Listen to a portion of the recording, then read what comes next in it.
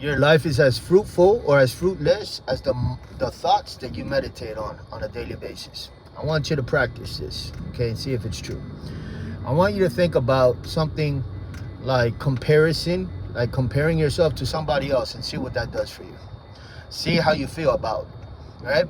If you compare yourself to somebody that's poorer than you, you'll feel better. But if you compare yourself, frequently what people do is they compare themselves to people that are better than themselves. See how you feel about that, because it'll deplete you. It'll take the little you do have going for you, and it'll deplete you of that, okay? Now, this life, a lot of it has to do with either feeding yourself, or it has to do with like surrendering your power by way of your thoughts.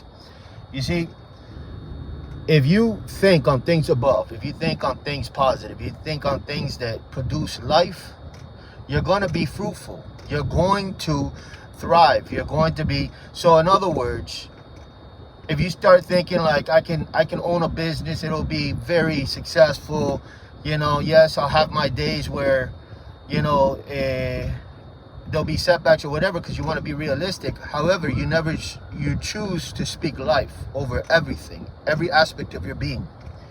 To go a little deeper with this, you know, there's terrain that you're walking on that you can't see. You see, all you can see is the physical realm. But there's another terrain that is the spiritual realm that you're walking on. And the scenery looks a lot like the thoughts that you're dwelling in.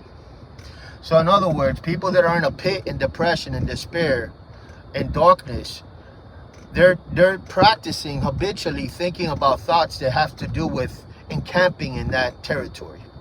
So if they're dwelling on things that produce death, well, you're gonna feel lousy on the inside. So in short, what I'm trying to tell you is to practice switching your thoughts. A lot of people have become professionals at swiping, you know, swiping to the right, swiping up, swiping down, scrolling. Well, you got to do that with your thoughts.